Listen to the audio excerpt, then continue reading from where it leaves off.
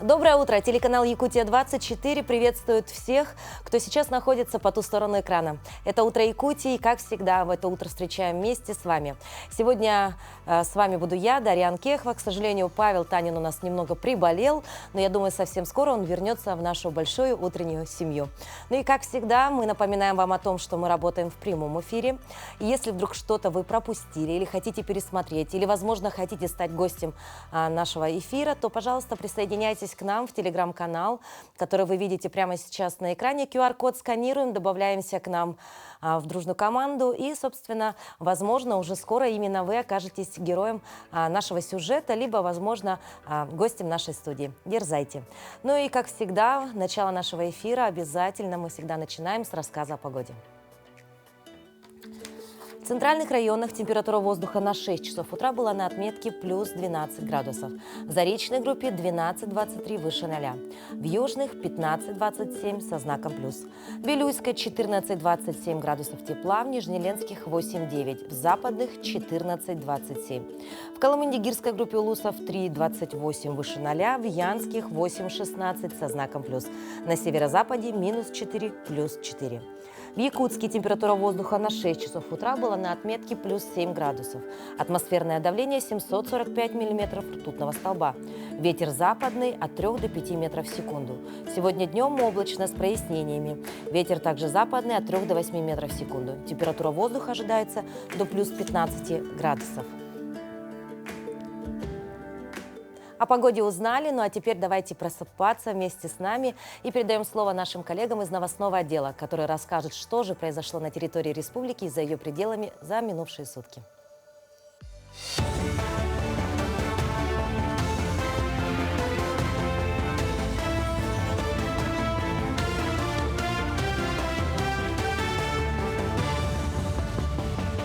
Доброе утро, Якутия. Последние новости к этому часу. Со среды, 28 мая, по маршруту Якутск-Нижний Бестях начнет курсировать теплоход «Рукавишников» на 250 мест. Стоимость проезда составит 500 рублей. Право на бесплатный проезд и скидки будут предоставлять детям. Пассажиры могут провести с собой ручную кладь не более 10 килограммов. Багаж тяжелее будут рассматривать по отдельному тарифу в зависимости от его веса и объема. Из Якутска теплоход будет отплывать с 3-го причала речного порта. Место отправления из Нижнего Бестяха – речный вокзал, пункт ожидания железной дороги Якутии на улице Пристань 33А. Увеличено количество судов на паромной переправе Якутск-Нижний Бестях. На линию вышло уже 10 паромов, что на 2 больше, чем в пробные рейсы. Установилось и расписание. Так, погрузка на первый рейс начинается в 5:30 утра. Последний же паром отчаливает в 11 вечера. Перевозчики отмечают, что в сезон будет увеличено количество паромов до 14 единиц. Таким образом, планируется избежать очередей на переправе. Вчера приехал я вечером, ну и к ночи я переправился сюда. Нормально. Довольно-таки быстро, да. Ну сейчас все дорожает. И солярка дорожает, и запчасти дорожают, и паром. У них тоже затраты на то же топливо. Поэтому, ну что, цена так цена, что. Нет, второй раз. Первый раз я в Нижнем Бестяге, еще переправы не было, выгрузился.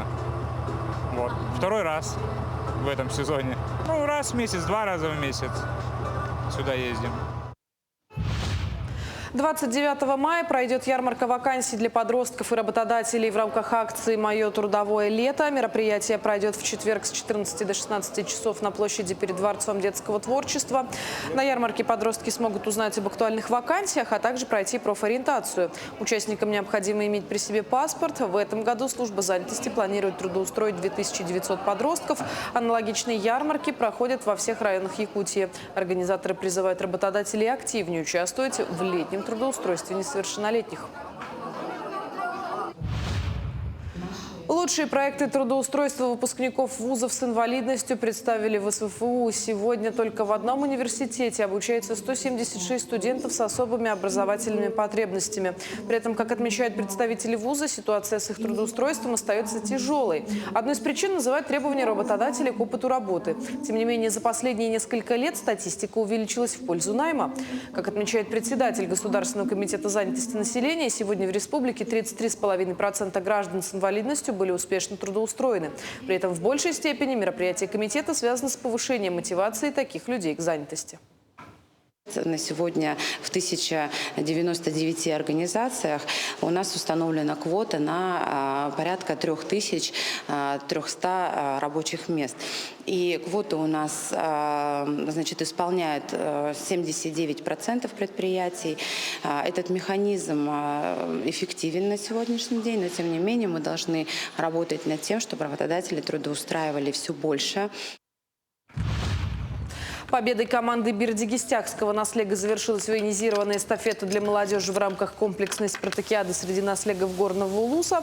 Все 8 команд прошли специализированную полосу препятствий, подготовленную инструкторами Центра военно-спортивной подготовки и патриотического воспитания молодежи «Воин» города Якутска. Сборка-разборка автомата, метание гранаты, тактическая атака группой, вывод раненого из-под огня. Все это дало возможность каждому участнику почувствовать реальные условия боя.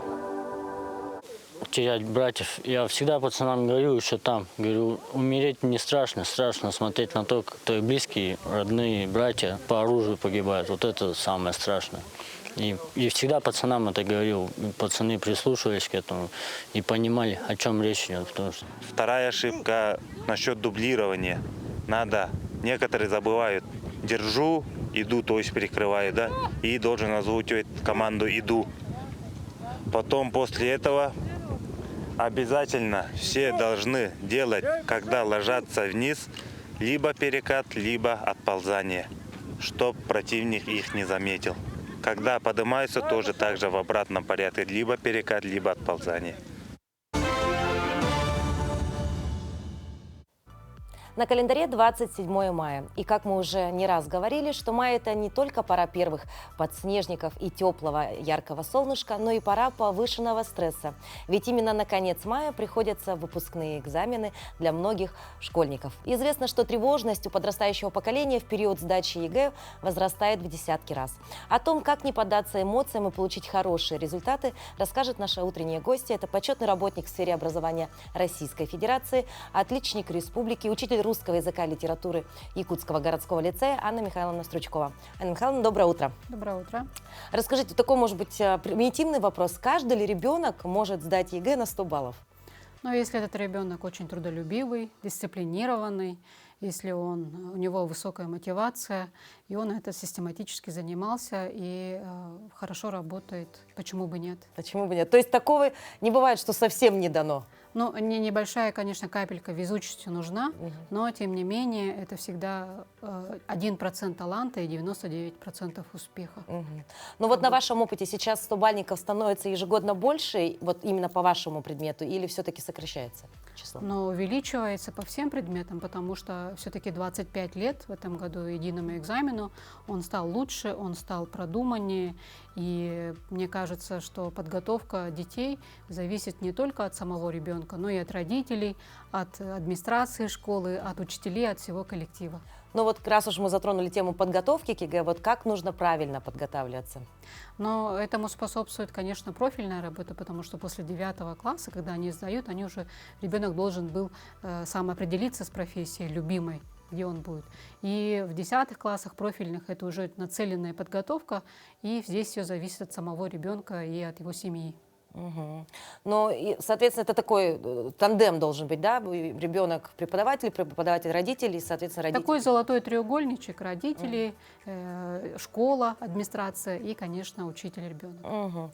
Ну и такой, может быть, еще один такой достаточно, наверное, популярный вопрос: как сдать экзамен без стресса? Потому что, действительно, подростковый период — это и так немножко неустойчивое состояние, да, психологическое, а тут еще на тебя такой груз ответственности. Конечно, там получается, если всегда ребенок подготовлен, он будет хладнокровный. Если он в школе своей всегда проходил через пробные экзамены, если он знает, почему ему нужно волноваться и паниковать.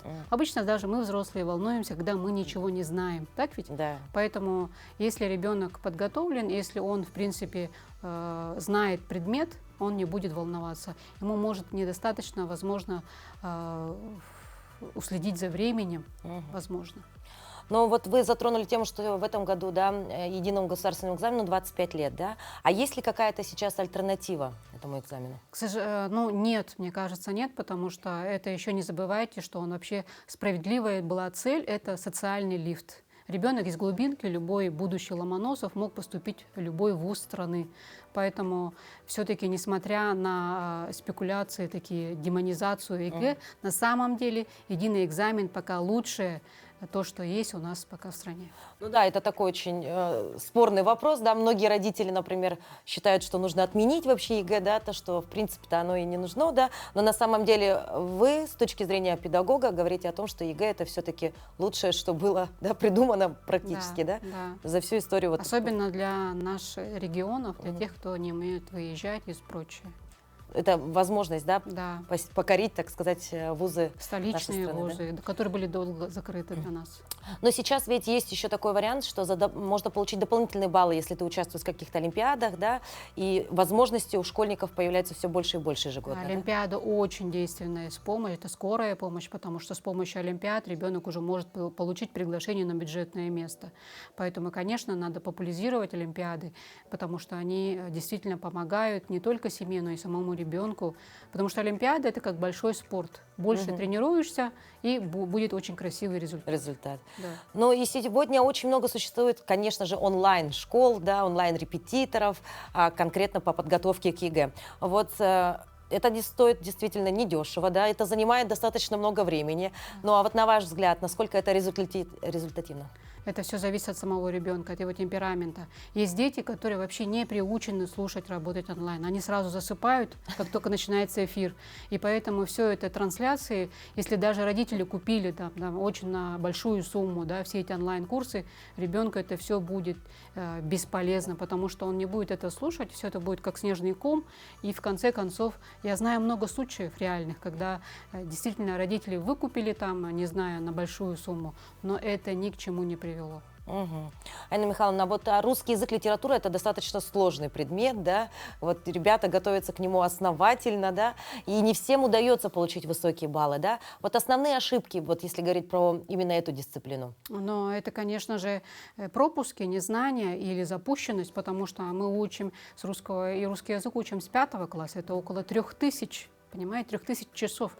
И если ребенок будет там что-то не знать, даже в 9 классе, когда мы сдаем малый экзамен, то получается там одно задание, в которое уже входит 7 заданий по орфографии большого экзамена. И таких очень много случаев, поэтому это все как фундамент на кирпичике выстраивается плотная, крепкая такая стена. И ребенок, в общем-то, если он все это будет успешно и с помощью учителя работать, то это все приведет к большому результату. Ну а какие самые частые ошибки допускают выпускники при сдаче ЕГЭ? Ну, во-первых, это рассеянность, это, во-вторых, это технические ошибки, возможно, пропуск каких-то клеточек, баллов. Но это все по невнимательности чаще всего, либо же они не успевают за временем. Вот тайминг надо учитывать, да, и хронометраж, чувствовать время. Знать, как учиться и смотреть. Очень много, конечно, своих секретов, поэтому ребенок, если он, в принципе, знает эти секреты, он без труда справится, это будет отлично. То есть и в ЕГЭ есть свои секреты и лайфхаки, да, какие-то определенные.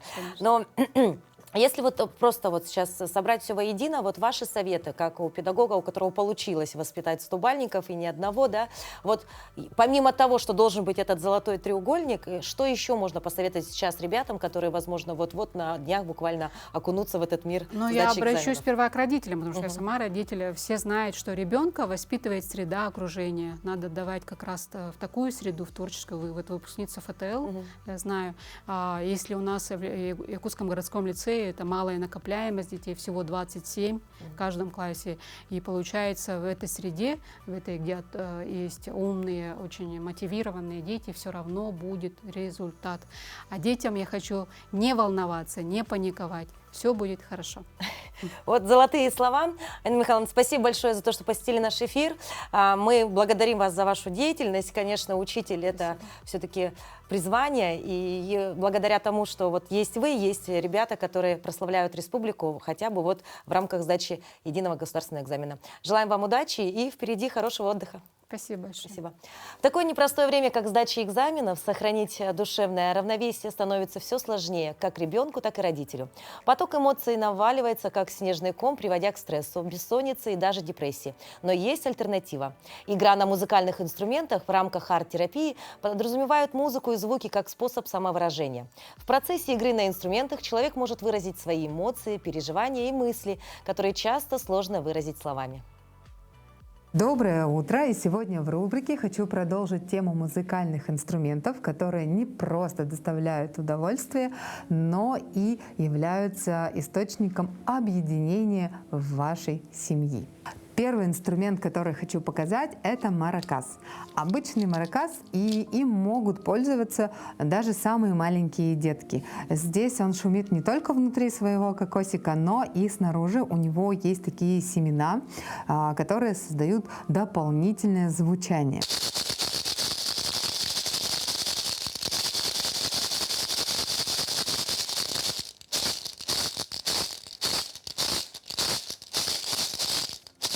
Если вдруг вы заметили какую-то хандру своих близких, апатию, дайте им позвучать этим инструментом, и от вибраций маракаса настроение точно поднимется. Следующий инструмент, который хочу вам показать, это бамбуковая палочка. Называется он «Шум дождя». Это звуки антистресса. Точно помогут вам успокоиться. Давайте послушаем.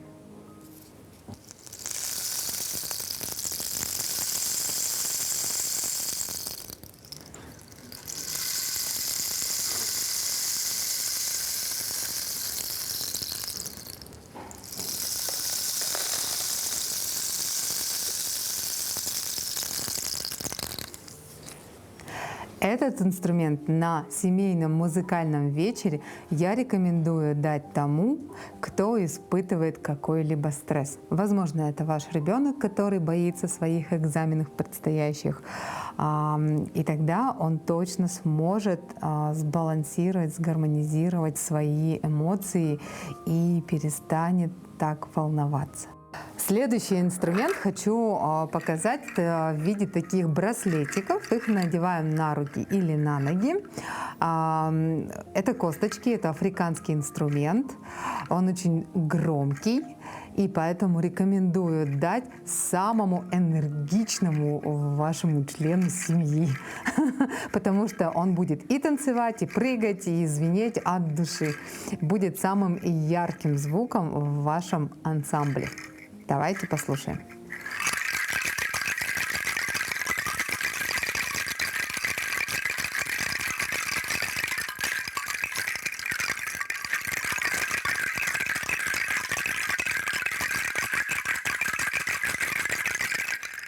В каждой семье бывает гиперактивный ребенок.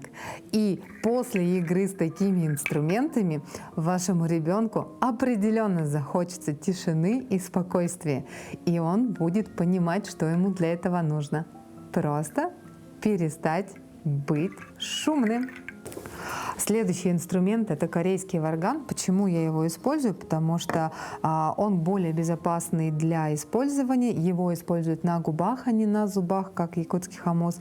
И он очень доступный для игры детям. Давайте послушаем, как же он звучит.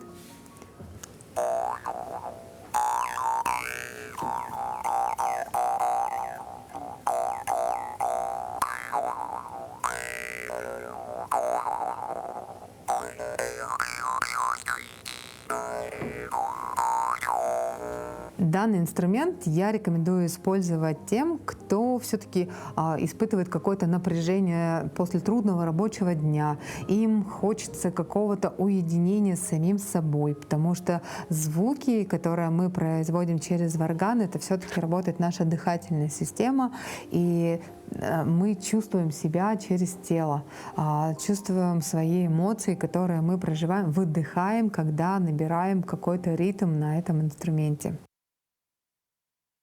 Физическая активность по утрам также полезна для психического здоровья. Утренняя зарядка является отличным способом снять напряжение и стресс. Физические упражнения стимулируют выработку эндорфинов, которые улучшают наше настроение и снижают уровень тревоги и депрессии. Начнем день с позитивных эмоций и уверенности. Всем доброго утра! Меня зовут Виктория, я фитнес-инструктор. Первое упражнение – это болгарские выпады с помощью фитбола. Наш мяч мы располагаем сзади себя. Носочек кладем на мячик. фиксируем наше равновесие.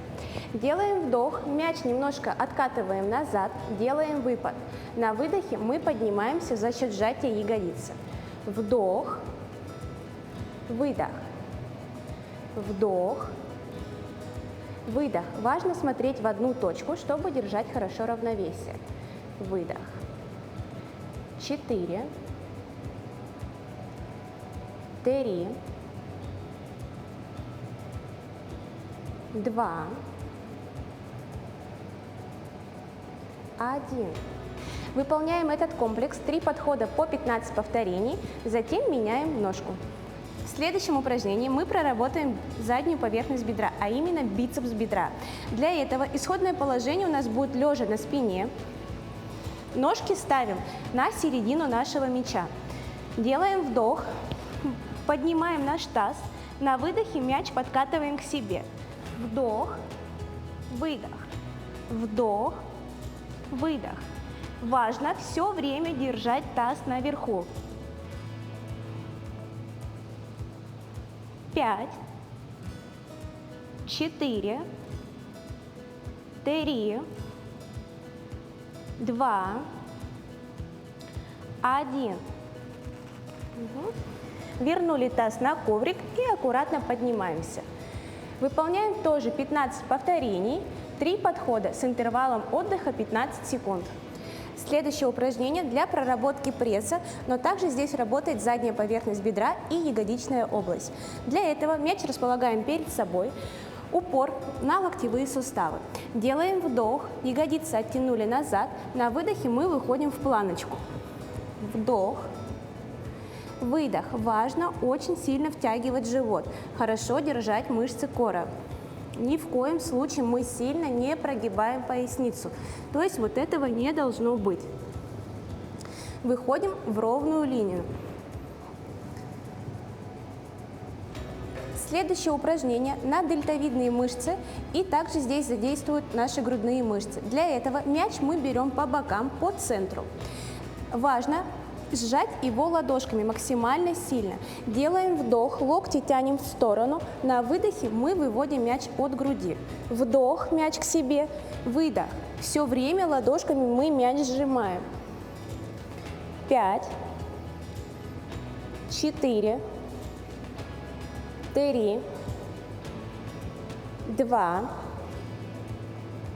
1. Еще 5,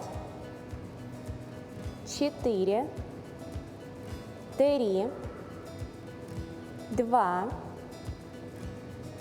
1. Выполняем 15 повторений по 3 подхода. Ножки ставим чуть шире плеч, носочки диагонально. Сделали вдох, сели, и на выдохе мы вытягиваем корпус в диагональ. Вдох, выдох, вдох, выдох. Животик тоже втянут, поясничный отдел у нас прямой. Мы ни в коем случае не прогибаем. Вдох, выдох, вдох, выдох. 10, 9, 8, 7, 6, 5, 4, 3, 2, 1. На этом наша тренировка подошла к концу. Мы получили заряд бодрости. Всем прекрасного дня! Чтение также может выступать как антистресс. Так оно позволяет отвлечься от повседневных тревог и забот, погрузив вас в вымышленный мир. Согласно исследованиям, ежедневное чтение на протяжении как минимум 6 минут снижает стресс примерно на 68%. Оно борется с физическими проявлениями тревожности, например, понижает частоту сердечных сокращений, нормализует давление и расслабляет мышцы. Не знаете, что выбрать из литературы? Тогда обратимся вновь к нашей книжной полке. Доброе утро! Сегодня в рубрике «Книжная полка» мне хочется рекомендовать вам Джоджо Моис «1+1». Это легкое чтиво, которое подойдет для чтения в дороге к отпуску, например, в поезде или в самолете. Главной героине Джессики Томас приходится в одиночку воспитывать пасынка и дочь. Женщина работает уборщицей, денег катастрофически ни на что не хватает, даже на оплату счетов. Кажется, что дальше будет только сложнее и хуже, но судьба сталкивает Джессику с Эдом Николсом, гениальным программистом, который попадает в не очень хорошую криминальную историю. Сначала между главными героями не возникает никакой искры, ну а дальше начинается нетипичная романтическая история, во время которой Джессике и Эду предстоит пересмотреть свои убеждения и понять, что же действительно важно в жизни. Это интересная и трогательная история о любви, о преодолении препятствий. Эта книга о нас с вами.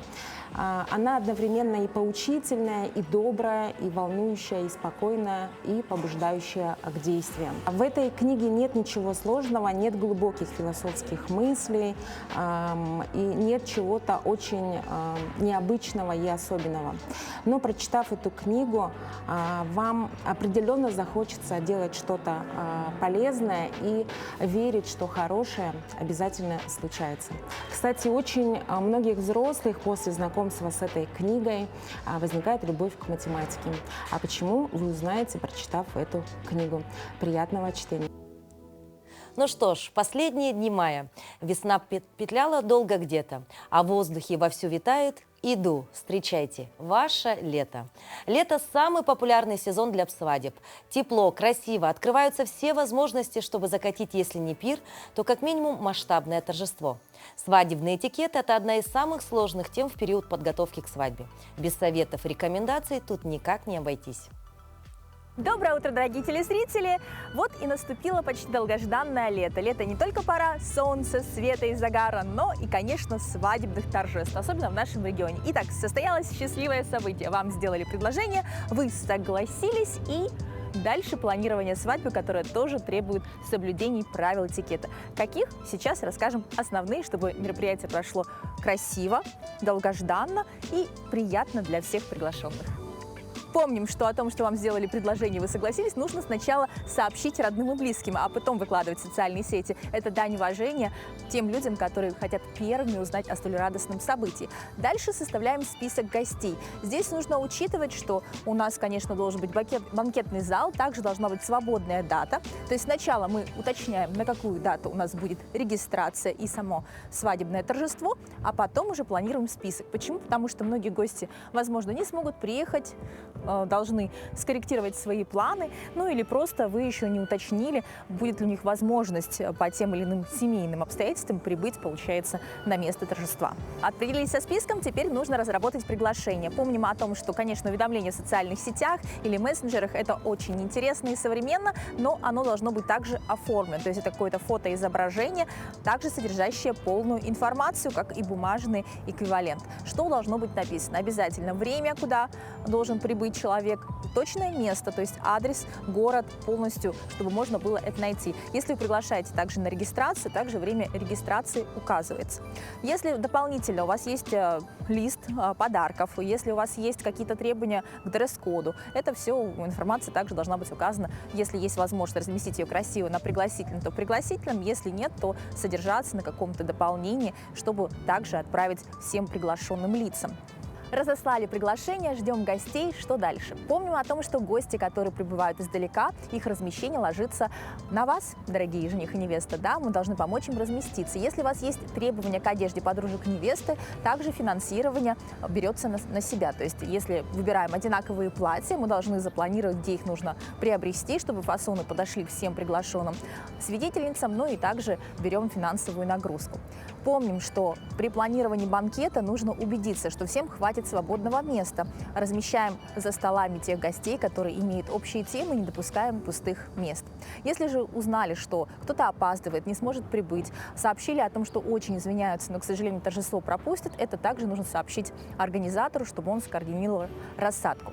Если вдруг мы знаем, что на торжестве будут маленькие дети, нужно запланировать игровую зону, а также зону отдыха, чтобы родители могли принять активное участие в празднике. Нюансов очень много. Также помним, что меню должно соответствовать требованиям всех гостей. Если есть какие-то предпочтения в еде, особенности здоровья, особенности вероисповедания, это тоже нужно учитывать при планировании меню, чтобы всем гостям было хорошо и удобно.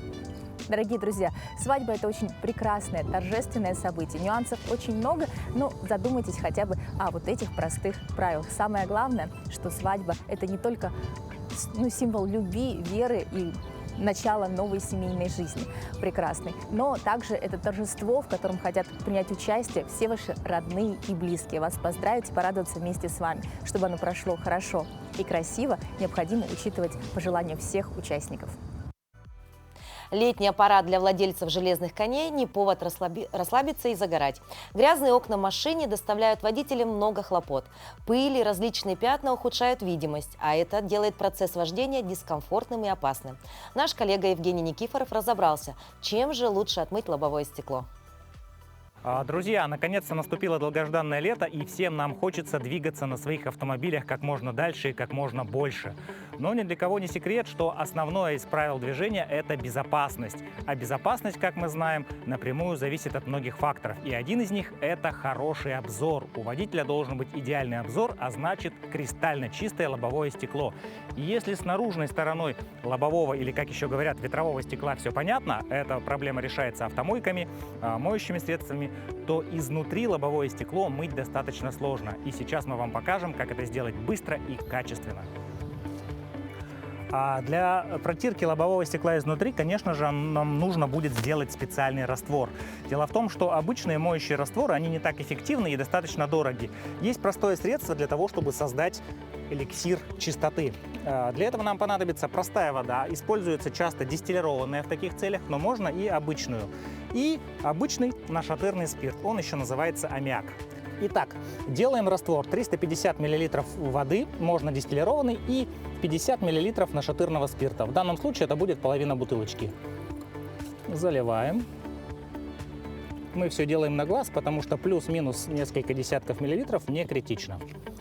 Обязательно закрываем пузырек с химикатом, а получившийся раствор нужно немножечко взболтать, перемешать.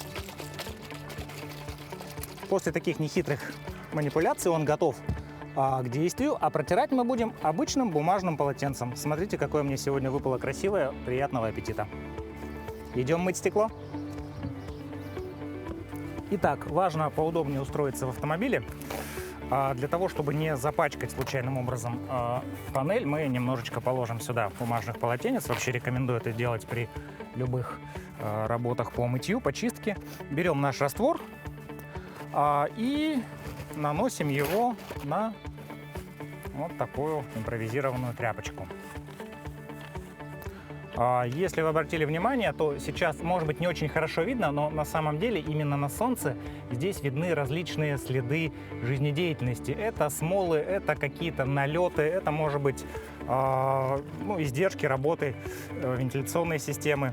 Вот таким образом мы смачиваем нашу тряпочку и начинаем протирать круговыми движениями полностью все стекло. Нам ведь нужно, чтобы оно отмылось полностью, поэтому мы не акцентируемся на каких-то конкретных пятнах. Круговыми движениями, с легким нажимом начинаем планомерно вот так вот протирать. Нашатырный спирт, он очень хорошо разлагает, расщепляет отложения, которые образовались в процессе эксплуатации автомобиля. Такое случается даже с новыми автомобилями, то есть ветровое стекло изнутри – это очень такая тема больная, и казалось бы, что может быть проще его протереть, но нет. Есть довольно неудобные участки, которые находятся за зеркалом, и простым чистящим средством его не удалить. Вот посмотрите, насколько грязная у нас стала салфеточка. Берем следующую. Очень важный момент, нужно салфетки менять. Если вы используете тряпку, то для каждого фрагмента стекла лучше использовать чистый кусочек тряпки. В данном случае у нас бумажные полотенца, напомню, и их достаточно легко можно поменять. Потому что нашатырный спирт стоит приблизительно как проезд в автобусе, бумажные полотенца найдутся в каждом доме, и, безусловно, процедура не такая экономически затратная, но чрезвычайно полезная, потому что чем чище лобовое стекло, тем безопаснее у нас движение. Вот в целом таким образом мы убрали основную грязь. Далее можем насухо протереть стекло теми же бумажными полотенцами.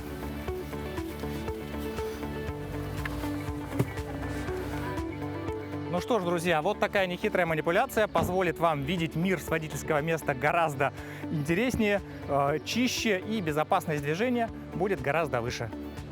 Удачи на дорогах! Несомненно, долгожданное лето – это в первую очередь каникулы для наших детей. На летних каникулах у подростков есть возможность не просто отдохнуть, но и заработать на карманные расходы, желанную вещь или просто стать независимыми от родителей и получить полезный опыт. Для кого-то это опыт трудовой дисциплины и финансовой грамотности, а для других это возможность накопить на новый смартфон, а кто-то может пополнить семейный бюджет. А где и кем могут подработать наши школьники, узнают наши юные коллеги.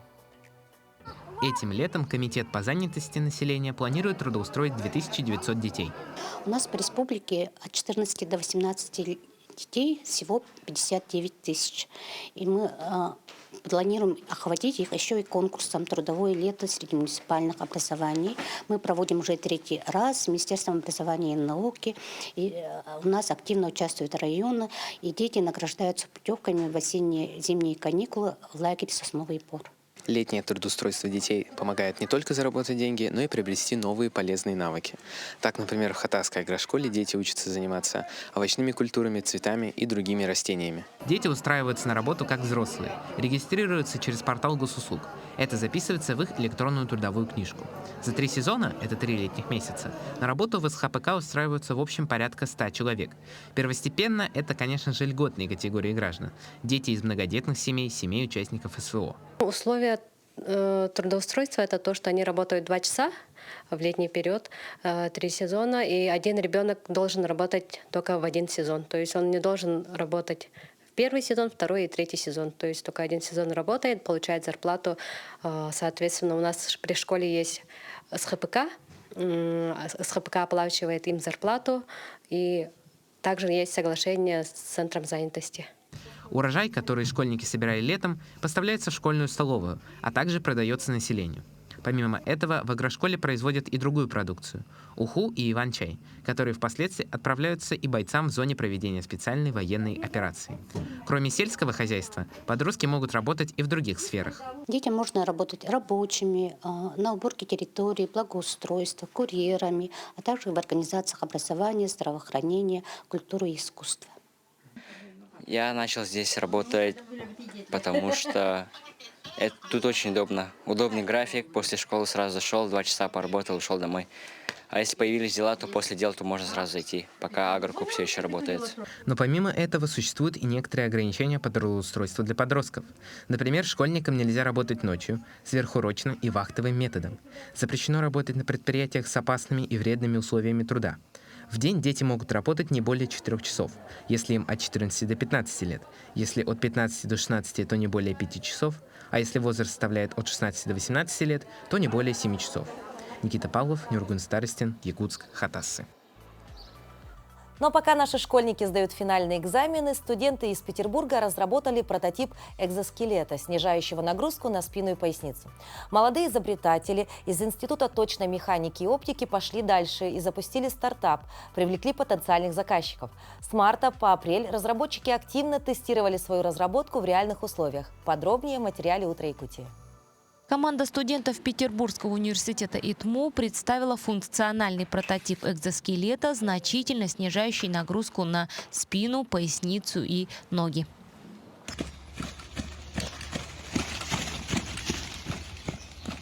Молодые изобретатели запустили стартап и привлекли потенциальных заказчиков. С марта по апрель разработчики активно тестируют экзокостюм в реальных условиях, а также проводят испытания в учебном заведении и по городу.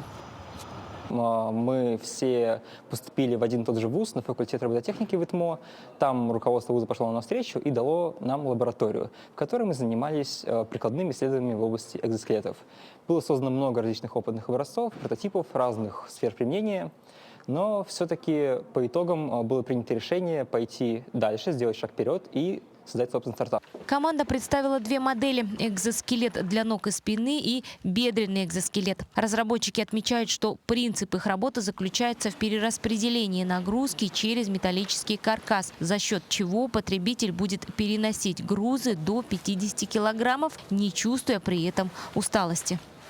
В расширенной версии пользователь может выбрать вариант с генератором электроэнергии. При каждом шаге будут работать электрогенераторы, которые будут вырабатывать энергию, накапливать ее в сам экзоскелет. Там будет такой по типу повербанк. И благодаря этому можно будет заряжать различные гаджеты. Вес одного экзоскелета составляет от 3 до 10 килограммов в зависимости от комплектации. При этом устройство можно разобрать и сложить в рюкзак. По задумке авторов проекта новинка окажется полезной строителям, спасателям, курьерам или туристам. После серии испытаний разработчики выпустят около 10 костюмов, стоимость которых будет варьироваться от 70 до 200 тысяч рублей, что значительно дешевле зарубежных аналогов. В настоящее время компания ведет переговоры с потенциальными покупателями, а в будущем планирует масштабировать производство. Надежда Кузнецова, «Утро Якутии». А мы вновь передаем слово нашим коллегам из информационной службы.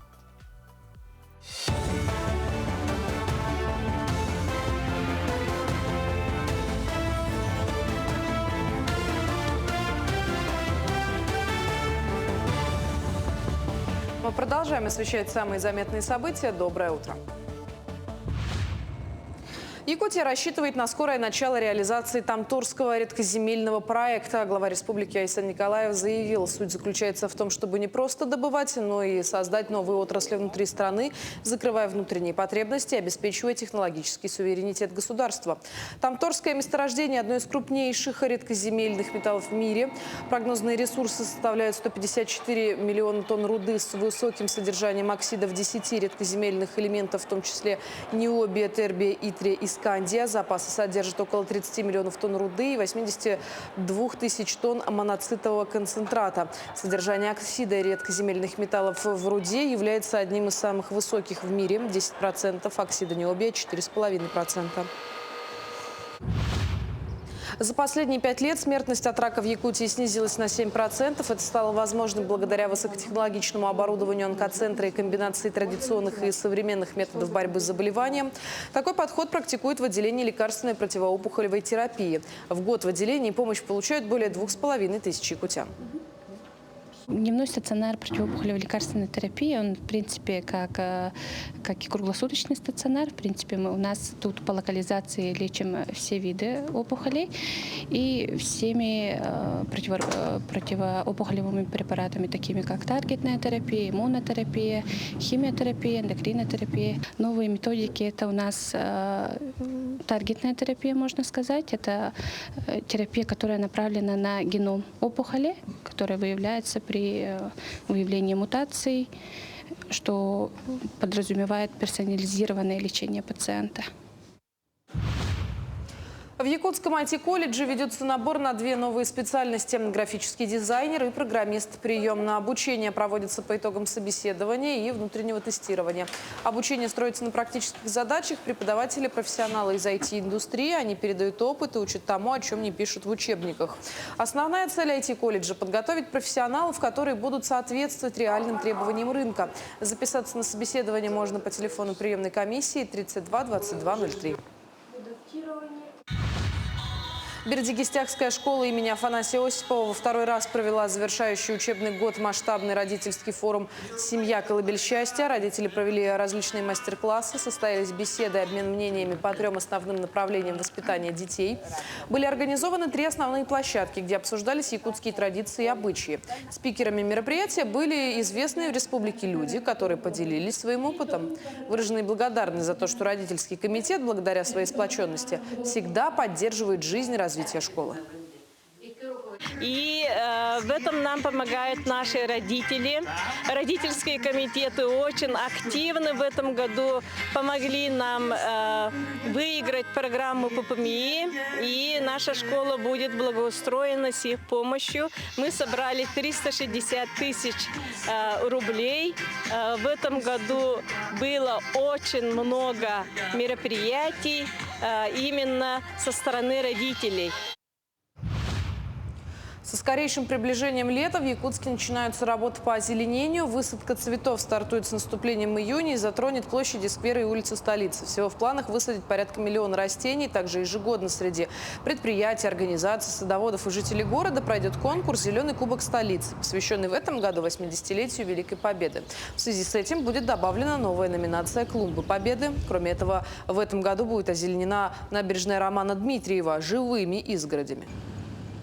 В этом году в рамках муниципального контракта будет озеленена улица Набережная Романа Дмитриева.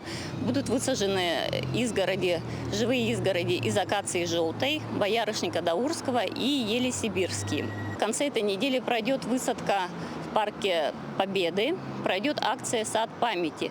Эта акция всероссийская, она проходит уже 6-й год. И по всей России высаживается более 27 миллионов деревьев в память о каждом погибшем в Великой Отечественной войне. На этом пока все. Эфир телеканала продолжит программа «Утро Якутии». Оставайтесь с нами.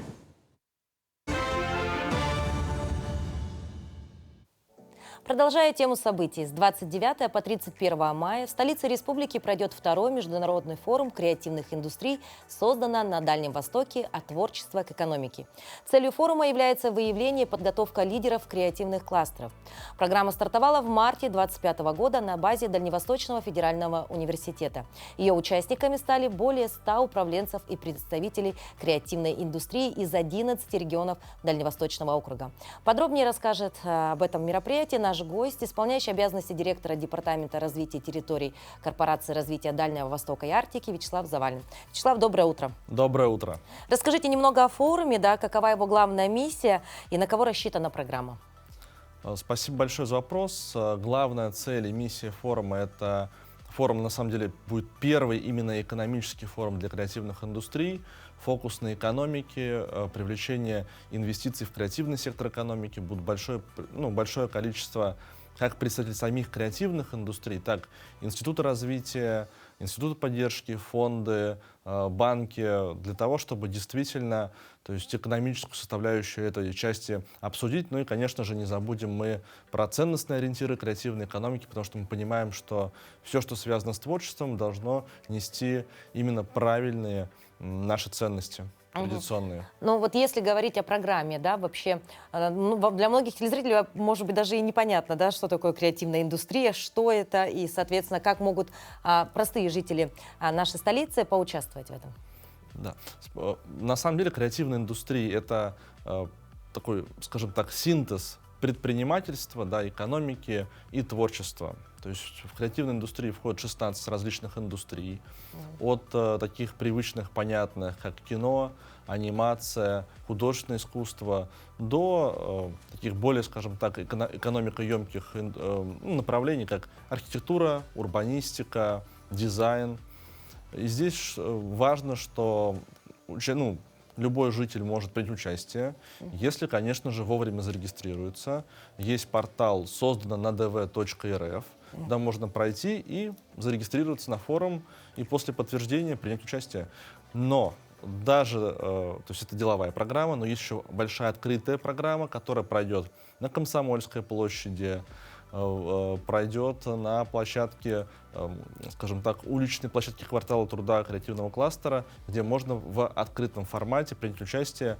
А 29 числа вечером будет еще и концерт наших хедлайнеров, башкирская группа «Айола».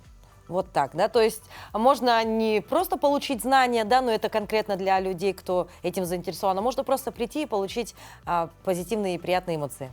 Конечно же. Ну и естественно, то есть в рамках форума параллельно проходит образовательная программа управления креативными пространствами. Вот как раз где именно управленцы, которые создают креативные кластеры в своих городах дальневосточных, они обучаются, в том числе опыту Якутии, потому что первый дальневосточный креативный кластер появился в Якутске, это квартал труда. Да, мы очень рады этому, потому что действительно эта площадка, эта локация сегодня это место силы для многих креативных людей, для предпринимателей, для школьников и студентов в том числе. Ну а вообще, что дает подобный международный форум участникам и какие его преимущества? Мне кажется, есть 3 основных фокуса, которые именно для участников дает форум. Первый фокус — это возможность пообщаться всем регионам Дальнего Востока и не только. С другими странами, в том числе будет Индия, Китай, Монголия, ЮАР. То есть такая будет большая представленность гостей из других стран. В целом будет уже зарегистрировано 31 регион из разных федеральных округов, то есть, ну, в том числе 11 регионов Дальнего Востока. Возможно пообщаться друг с другом, познакомиться, договориться о совместных форматах взаимодействия. Второе — это, конечно же, привлечь инвестиции в свои проекты, креативные проекты. Ну и третье — это показать себя, потому что важно, чтобы была такая общая площадка, где можно презентовать свой креативный потенциал. Будет работать выставка «Экспо», на которой все 11 регионов будут представлять свои креативные продукты. Вячеслав, ну вы уже затронули, да, вот такой один важный момент, что первый креативный кластер на Дальнем Востоке появился в Якутии, да? Ну а вообще какие шаги предпринимаются для создания подобных объектов на территории Дальнего Востока? У нас здесь есть таких вот тоже несколько таких форматов работы. Первый формат сейчас уже строится, еще 4 креативных кластера в 4 городах Дальнего Востока, которые с финансовой поддержки Минвостокразвития России. Это Улан-Удэ, это Благовещенск, это Владивосток и Петропавловск-Камчатский. Плюс, помимо финансовой поддержки, вот существует такая образовательная программа, на которой уже 11 регионов обучаются, и те, кто строит, и те, кто сейчас структурирует проекты кластеров, ну, как концепцию, как проект.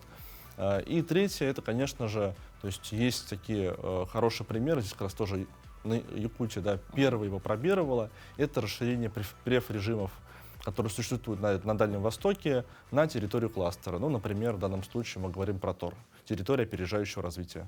Вот так, да. Но существуют ли вообще конкретные примеры развития креативной экономики на Дальнем Востоке? Ну вот чтобы, опять же, телезрителям было понятно, наглядно понятно, что это. Да, есть большое количество примеров.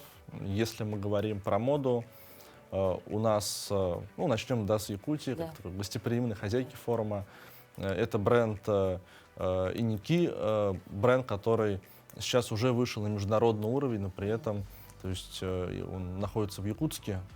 Есть пример Приморского края, когда, то есть, бренд Кати Зох, да, молодого дизайнера, она в свое время в том числе уезжала учиться, да, за границу, потом вернулась в Владивосток, в Приморье, и развивается теперь там, хотя входил там в итальянскую версию журнала Vogue, вот самые лучшие, да? Ну, один из талантливых молодых дизайнеров. Бурятский бренд одежды Абзаева, она в китайскую версию журнала Vogue тоже вошла, будучи бурятским дизайнером одежды. Есть примеры продвижения кино, анимации, например, то есть коллеги из Хабаровского края, компания «Мечталет» со своими анимационными проектами, мультиками на международный уровень вышла.